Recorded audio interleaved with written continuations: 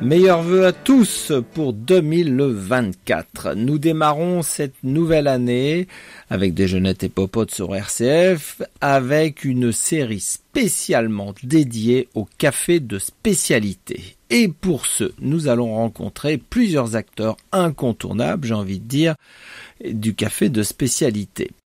Nous partons en direction de Marnay, en Haute-Saône, tout près à quelques kilomètres de Besançon, à la rencontre de Vincent Ballot. Vincent Ballot, meilleur ouvrier de France, torréfaction 2018, ancien ingénieur optique spécialisé dans les lasers médicaux, ancien responsable des ventes auprès des torréfacteurs et qui, en 2001, finalement, a décidé, avec son épouse Barbara, de changer de vie, c'est-à-dire qu'il est devenu non seulement maire de Marnay, et depuis il est toujours maire de Marnay, Vincent Ballot, mais également de rester dans son village natal et d'y planter une torréfaction de café.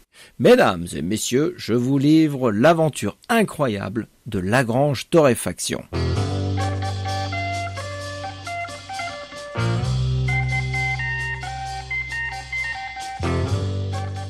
Bonjour Vincent Ballot. Très bonne année, très bonne santé et surtout très bon café toute l'année. Exactement, le bon café, c'est le terme exact. Moi, j'ai envie de vous poser quand même une question parce que Vincent Ballot, c'est évidemment un torréfacteur, mais c'est aussi un meilleur ouvrier de France. Donc, finalement, qu'est-ce que serait un bon café pour un meilleur ouvrier de France? Alors, que ce soit pour un des meilleurs ouvriers de France ou pour une personne, j'allais dire, lambda, amatrice des bonnes choses, c'est un café qui fait du bien, qui réchauffe, qui rappelle des souvenirs, une Madeleine de Proust ou qui réconforte. Mais c'est vrai que pour nous, les torréfacteurs, et surtout les torréfacteurs de café de spécialité, on a envie d'un café qui soit surtout rémunérateur pour les producteurs et qui mette en valeur le travail surtout des producteurs, qui est le travail le plus important dans la chaîne du café.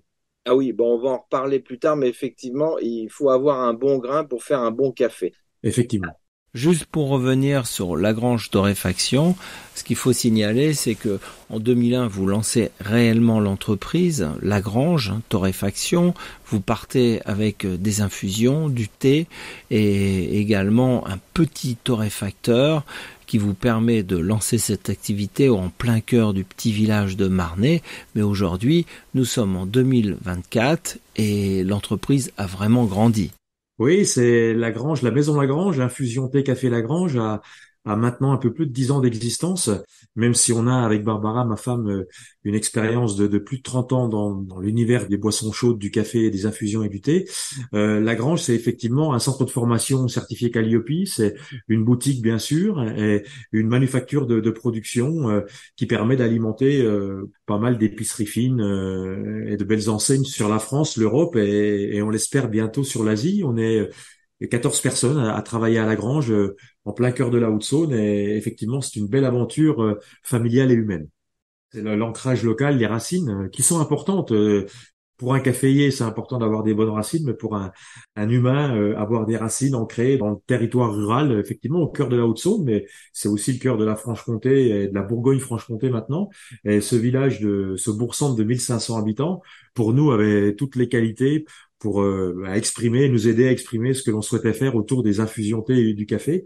Et on peut être en milieu rural, on n'est pas obligé d'être en région parisienne pour pouvoir faire de belles choses. C'est vraiment l'histoire d'un petit village et de son maire, torréfacteur, devenu torréfacteur, et puis qui prend de l'expansion finalement tous les ans et qui exporte en dehors de Marnay, dans toute la France et même à l'étranger. Et puis, effectivement, ce succès, ça a aussi permis, à l'initiative de Barbara, l'épouse de Vincent Ballot, de créer des projets fabuleux autour des producteurs et notamment en Éthiopie.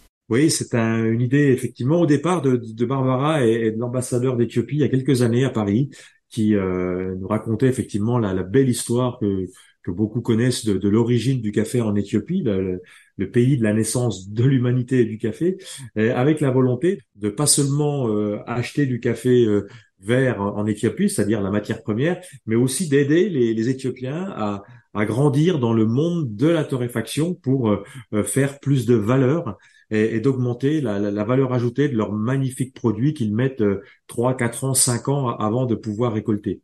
Et ce projet-là nous a permis de mettre en place une école dont plusieurs sessions ont déjà eu lieu pour aider les Éthiopiens à torréfier, j'allais dire selon les codes, selon les règles, on va dire occidentales, pour pouvoir ouvrir leur panel de clients et faire encore une fois un peu plus de valeur avec la matière première. Un véritable projet engagé qui permet évidemment d'améliorer la qualité des grains et de faire découvrir aussi aux Éthiopiens qui produisent du café leur propre café en le torréfiant. À ce titre, vous pouvez découvrir sur le site de Lagrange Torréfaction les cafés d'Éthiopie qui sont disponibles et torréfiés par Vincent Ballot. Absolument, sur www.maison-lagrange.com, vous avez tout le panel des produits Lagrange, infusion, thé et café, bien sûr.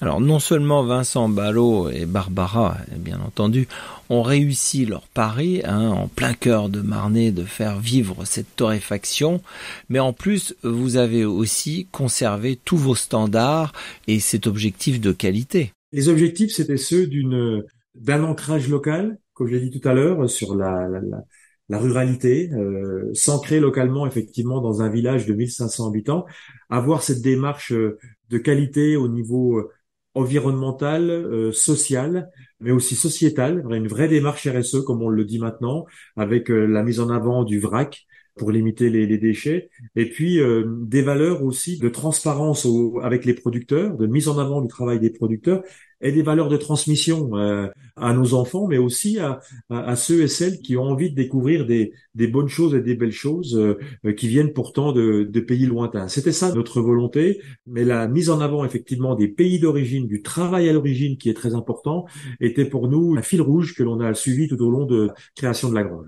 C'est une jolie manufacture. En fait, ce que l'on voulait faire, et c'est souvent ce que dit Barbara, et elle a raison, on ne veut pas grossir, on veut grandir. Et on peut aujourd'hui, même si les volumes restent peu importants, parce qu'on parle de quelques dizaines de tonnes, 25 tonnes l'année dernière en 2023, et on espère faire 45 tonnes cette année.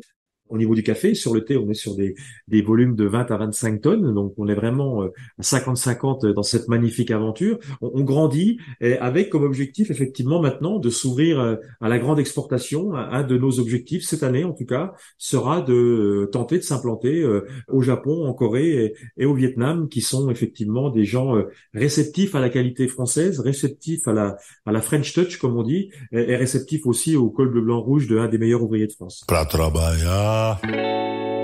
Effectivement, Vincent Ballot fait partie de cette première promotion des meilleurs ouvriers de France torréfaction 2018.